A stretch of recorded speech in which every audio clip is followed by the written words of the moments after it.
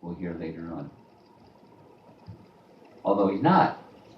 He's the son of the sun god, and Kunti, who is a Kshatriya lady, and the sun god.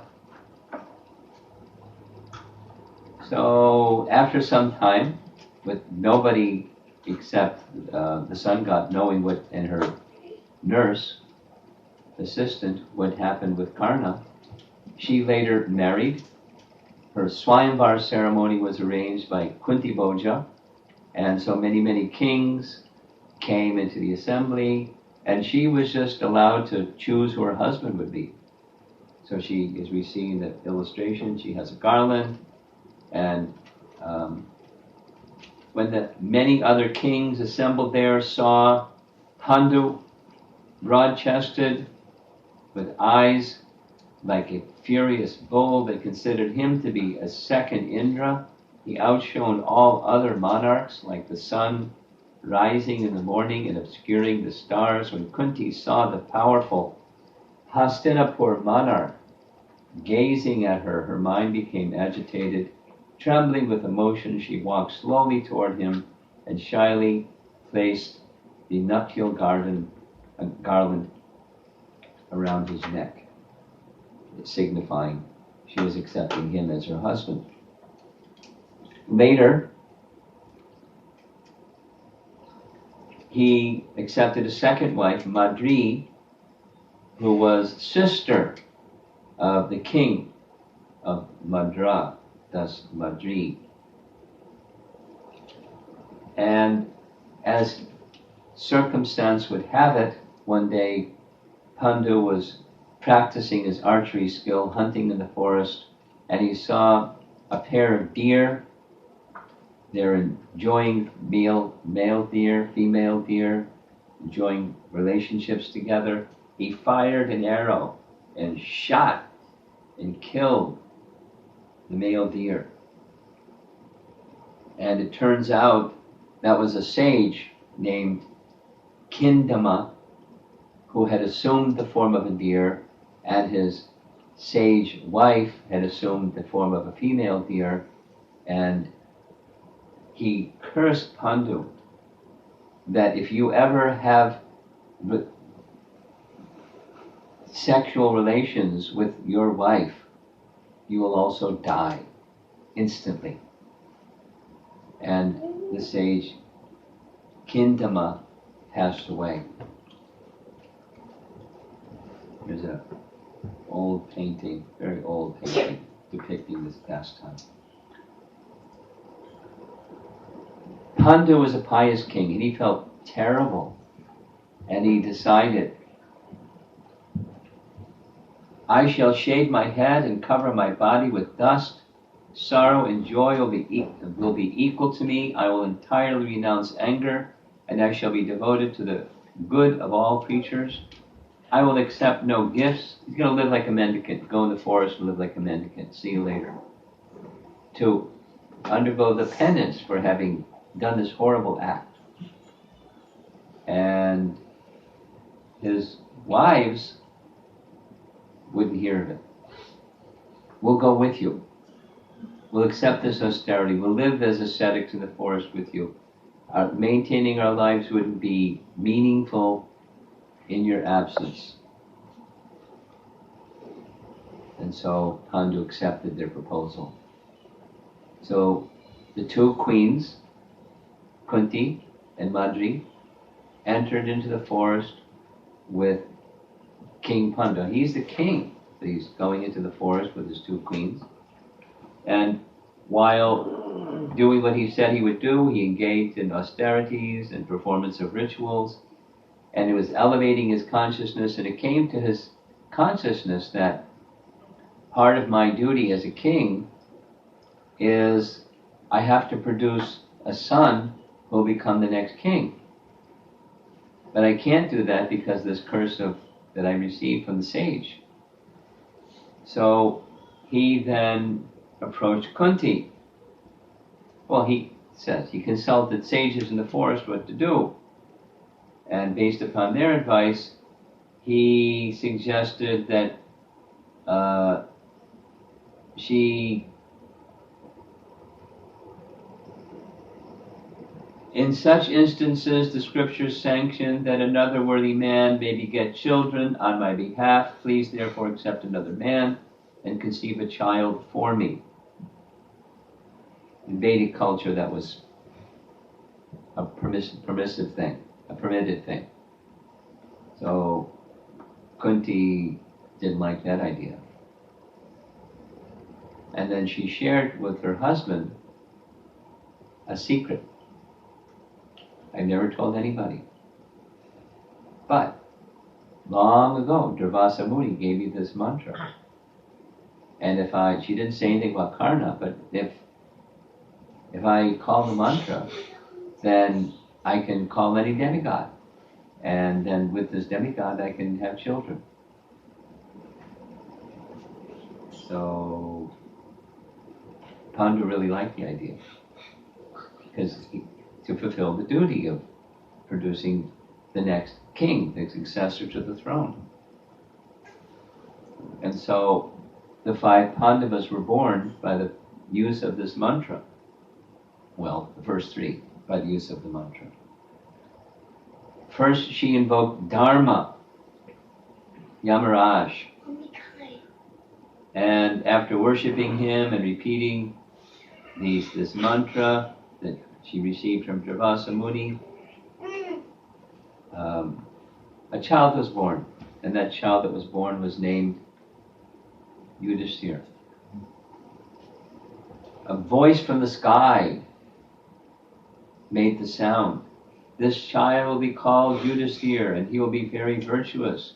He will be splendid, determined, renounced, and famous throughout the 3 worlds. And Pandu thought, this is really good. So can you make an arrangement so we can have a really powerful warrior-like son? And so she called Vayu. Vayu, the demigod of the wind, begot the mighty Bhima. Upon Bhima's birth, the supernatural voice said, this child will be the foremost of all strong men. In the Mahabharata, there's this description when Bhima was just very small. Kunti set him down on a rock to go look for edibles in the forest, and when it was a lion in the forest, the lion roared very loudly, and Bhima rolled, and he fell off the rock down a cliff and smashed a rock at the bottom. He wasn't broken, the rock broke.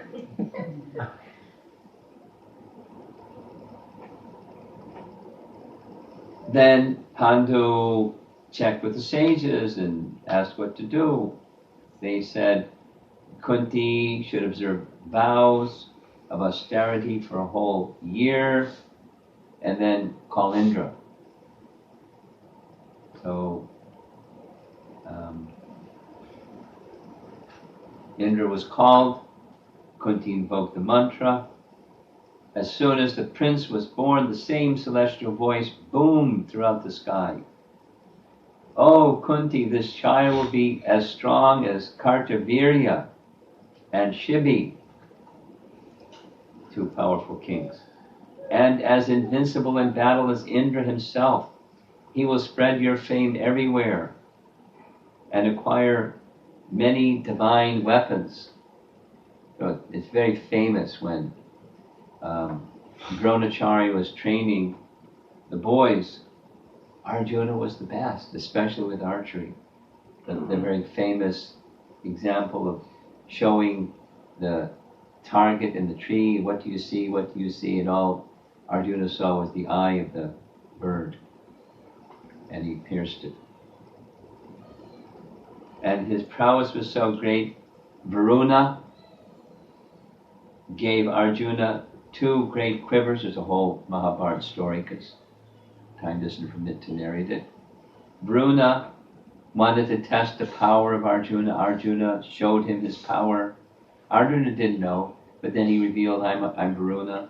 Here's 2 quivers that can produce arrows unlimited, in inevitable, invincible number of arrows, inexhaustible, excuse me, and his famous Gandiva bow, gift from Varuna. Later, a similar exchange took place. Lord Shiva tested him. Lord Shiva was very satisfied with his power and prowess. Lord Shiva gave him a special Pashupat Astra, special weapon. Astra means weapon. Weapon of Lord Shiva directly. Agni, later, another event, much later. Agni gave Arjuna his celestial wind and fire weapons. So Arjuna is a human being, but he's got weapons that are the weapons of demigods, and he knows how to use them. Then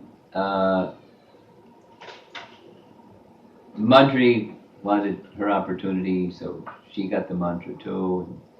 Twin children were born from the Ashvini Kumaras, the 2 celestial physicians in the demigod realm. And Nakula and Sahadev were born. And then now we have the 5 brothers pictured here. You'll see this is a blow up of another image at the time of the Rajasuya sacrifice. But there's a close up. Here's deities of the 5 brothers. Then something unfortunate happened, as does happen in history sometimes. Pandu became lusty towards Madri, and approaching his wife, based upon the curse of the sage Kindima, he died instantly.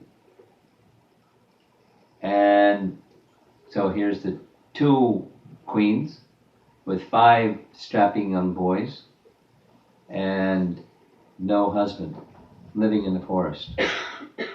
So they both wanted to enter into the funeral pyre of their husband, and Madri said, "You're a better mother than me. You stay behind and take care of the boys. Let me enter into the fire."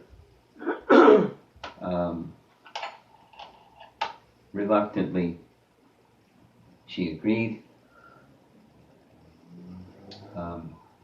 So Madri entered into the fire. Kunti remained behind, and Kunti then consulted with the sages in the forest what to do. She has these 5 boys. Her husband was the king. What to do, what to do. The sages advised, immediately go back. Go to Hastinapur and take shelter and take protection from the royal family. So Kunti did that, and almost everybody was happy. There was a few people that weren't happy. Duryodhana was not at all happy. There's another longer narration. Dhritarashtra was married to Gandhari.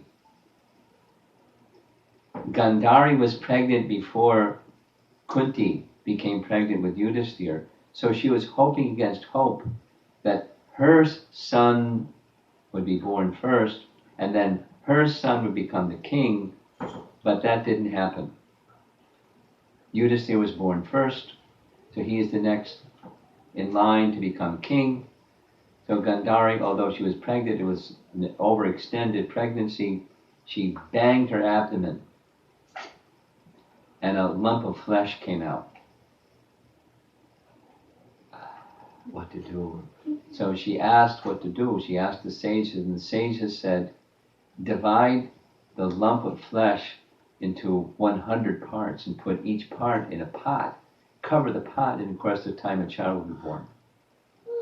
That's how she had 100 sons.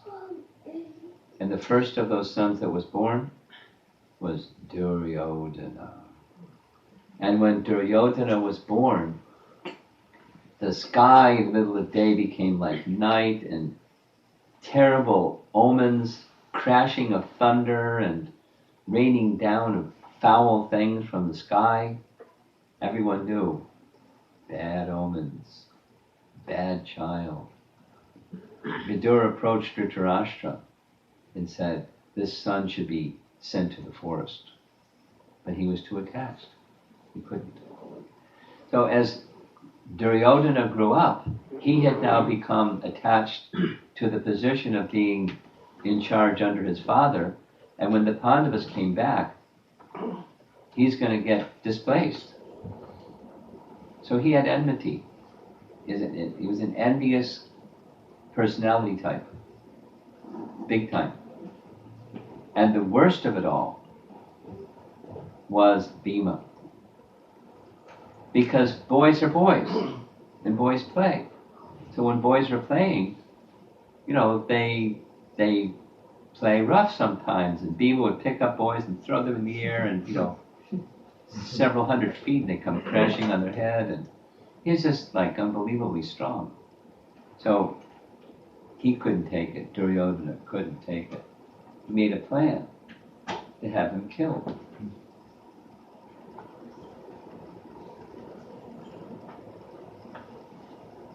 So the plan was, he tried to convince his father. His father said, no way.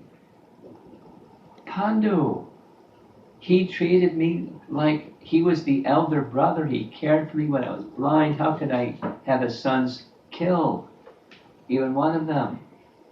Duryodhana said that I'll give up my life. I can't live on this planet with that Bhima. And his father became silent. He got him. So the plan was, the boys would go to a summer home. Big 7-story building. And have some sporting events, and then have a big picnic afterward, then come back to Hastinapur. Duryodhana took personal responsibility to put enough poison in the food of Bhima that 10 men would die. He has another name besides Bhima. Anybody, any of our children know the second name of Bhima? Starts with a V. Children. Nobody knows? Rikadar. What does Rikadar mean? Insatiable appetite. He could eat and eat and eat. So they put enough poison to kill 10 men on his plate, and he ate the whole thing. And at the end, he said, I feel tired. I think I'll take a nap. So they all went back so he could take a nap by the side of the Ganges. And while everyone was gone, Duryodhana and Dushasana tied him up in rope round and around and around and threw him in the river, thinking dead. But the Ganges, this is another part of Mahabharata, the Ganges flows down from the celestial region down to the bottom of the universe. So his body went to the bottom of the universe, and when he reached the bottom of the universe, there's Naga Loka, and the Nagas started biting his body. But the venom in the fangs of the Nagas is the exact same. It neutralized the poison that he was fed. So Bhima became awake and saw him being bitten by snakes, and just expanded his body and burst the ropes and started having a big battle with the Nagas. So the Nagas went to the king of the Nagas. Yikes, who's this fellow? And Arka, there's Mahabharata detail. Previously, he was an ancestor of the Kuru dynasty. Arka, who now became the king of the Nagas, previously was an ancestor of the Kuru dynasty. And he immediately, oh, Bhima, how nice to see you here in Nagaland. Now, you're a welcome guest. let's have a big festival in favor of Bhima. Bring some Naga nectar. They brought many pots of Naga nectar and said, you can take as much as you like. He liked it a lot. He drank the whole thing, pot after pot, and they'd never seen anybody do that. And each one of the pots made him as strong as 10,000 elephants. And he was already, strong, super strong. Now he's super, super, super strong. And after drinking all the Naga nectar, he was a little tired, so he took another nap. And when he woke up, the Nagas told him everything that happened because they have powers. They knew the plan of Duryodhana and Dushasana to poison him. That's how he got to where he was. And they said, you better watch out. Duryodhana wants to kill you. He tried already, he wasn't successful. And you better get back because your mother, Kunti, is in big anxiety. So you better get back quick. So Bhima went back. Now, meanwhile, back in Hastinapur, when the boys came back from this little party and outing and Bhima wasn't there, she's a mother. What happened to Bhima? And days passed and he didn't come back. What's she going to do? So what did she do? This is what Kunti did. She went to Vidura. Why Vidura? Because he's a pure devotee and he's very wise. She asked Vidura, what to do? Vidura, listen, very important. Vidura just spoke to a mother whose son is gone and said, don't worry, no worries. Vyasadeva said that your sons will live a long life and they'll rule the kingdom. And anything that Vyasadeva says can't be wrong. So he'll come back. No worries. Just hearing that, a mother whose son is missing in action became pacified. This is part of her qualification of a great devotee. Just hearing from Vidura, her mind became peaceful. And sure enough, when Bhima came back, he told everything. And he was ready to, let him have it. Duryodhana, Dushasana, the whole gang. All 100 brothers, let me at him. And Arjuna, let me at him. Yudhisthira, being the wise elder brother, said the time isn't right. We've been in the forest.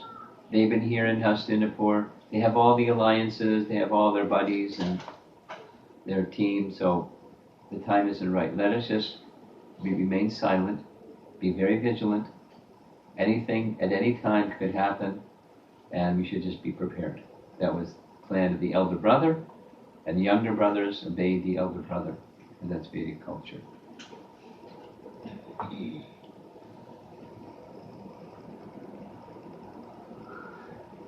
Then we hear in Mahabharata, this is about Kunti, Akrura. Who's Akrura? Huh? Who's Akrura? You said? What is he?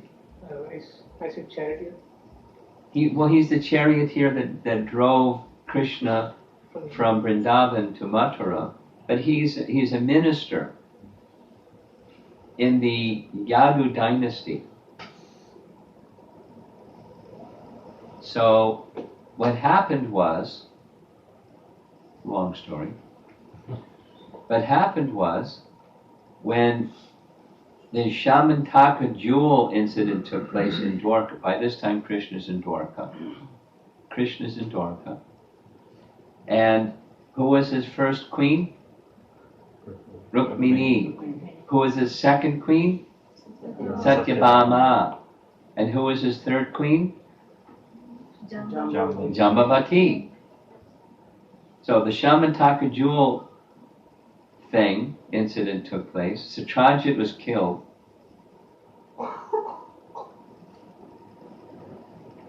Krishna came back. Krishna chased to try to kill the Shatadanda, who was the one who murdered Satyajit. They thought he might have the jewel. He didn't have the jewel.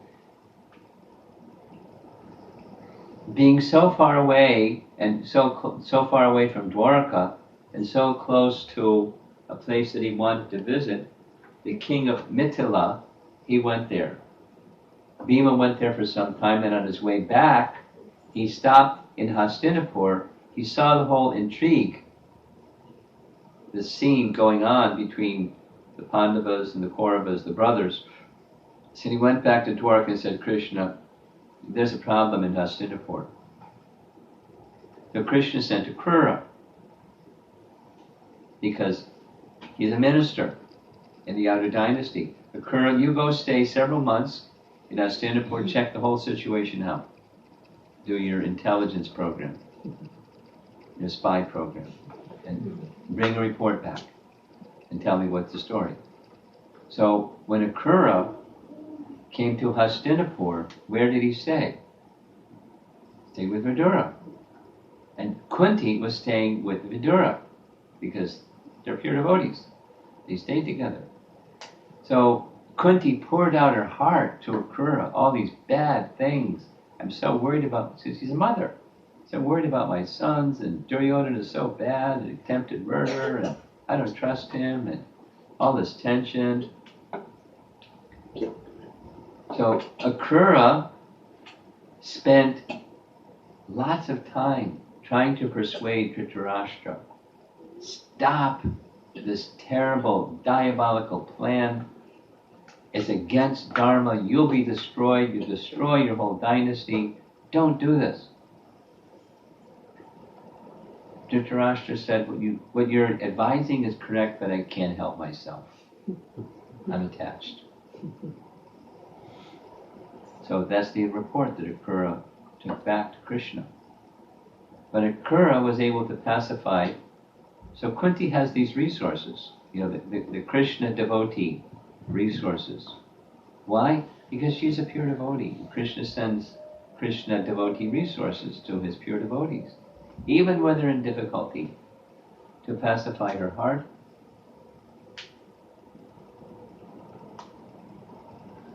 Yeah.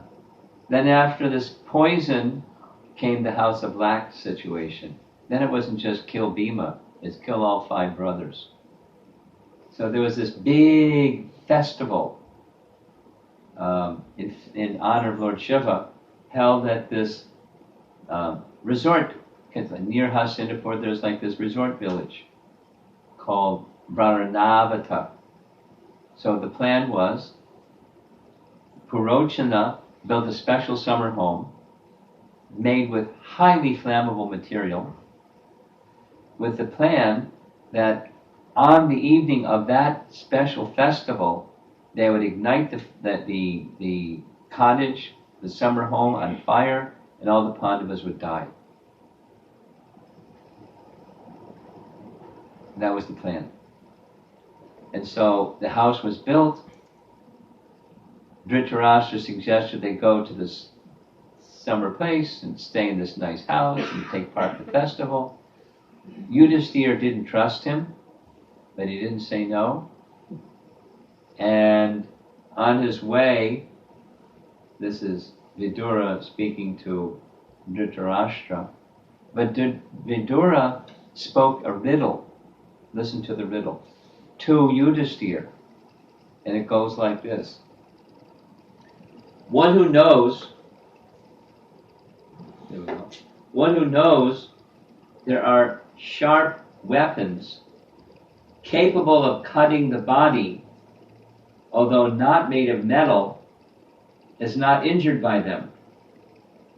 He survives who understands that the consumer of wood and straw does not reach the dwellers of a hole in the forest. Always stay alert. One who keeps his senses under control can never be overcome by any enemy. That's his parting words. And as they're heading towards the summer cottage, Kunti asks Yudhishthira, what did he say? I couldn't understand it. And he said, he gave a little message that said, there's going to be attempted murder. And it's going to be by fire. And we'll get escape through a tunnel. And Vidura will help us. I have full confidence in him. So Vidura sent a man who was a miner, not a junior, but he made mines, salt mines and gold mines and mines. And the miner knew how to dig holes, so he for a month, he was digging through the floor of the summer cottage underground out to the edge of the river. So then when it was time for the fire to be lit, they had an escape path, the tunnel. And then Vidura sent a messenger saying, tonight's the night. They're going to try to kill you. This is the night you should use the tunnel. And when they used the tunnel, waiting on the other side of the tunnel was Vidura with a boat to help them cross to the other side of the river. And when they got on the other side, there's the going down the tunnel. There's the fire of the summer cottage. They're emerging out of the tunnel on the other end. Vidura is waiting there to take them by boat to cross the river. Now they're disguising themselves as not Kshatriyas. This is a picture of Bhima, who is so big and strong, he's carrying the four brothers and Kunti on his body. In the middle of the night, to a distant place, and they go as long as he can carry them, and then they get tired, and he sets them down to take rest. But Hidimba, a Rakshasa, sees an evening meal. Yummy. And so he has a sister, Hidimbi, and he tells Hidimbi, go check out the situation. So Hidimbi had this mystic power that she could change her form to look nice instead of the other way. So she assumed a very beautiful female form, and lo and behold, she became very attracted to Bhima. And she started speaking, pretty directly about her attraction for Bhima, and you be my husband, and we'll enjoy together. I have all these powers, and so forth and so on. And there's her brother seeing the situation, and he didn't like what she was doing. He wanted a dinner, not a brother-in-law. And so he started attacking Bhima, and a big battle ensued, and guess who won? Bhima thrashed him soundly, and at the end, Hidimbi comes before Kunti and makes her marriage proposal to Kunti. The mother says, I want to marry your son. And I have, we live in the forest, and I have all these powers, and woo, woo, woo, and I can help you. And so Kunti then turns to Yudhishthira, the elder brother, because in the absence of the father, she turns to the elder son. And Yudhishthira tells Hidimbi all the duties that are required. It's a long section in Mahabharata, the duties of a wife in a Vedic marriage. She hears everything and is prepared to follow everything. So they get married. And a son is born. Gatotkacha. Gatotkacha.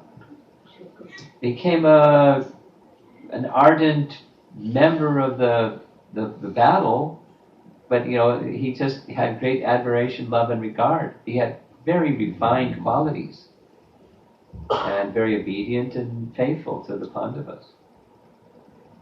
Always ready to do some service. So here they are. People think that they died in that fire of the house of lac. And so they're wandering around, and Vyasadeva finds them and gives them some advice. Everything that's been done to you is totally unjust, but for now it's best that your whereabouts are unknown. So I have a very nice place where you can go. And that nice place that you can go is a place called Ekachakra. Does that name sound familiar? Yes. Ekachakra? Ekachakra is where Lord Nityananda was born. But before Lord Nityananda was born, it was a previous yuga where the 5 Pandavas went there.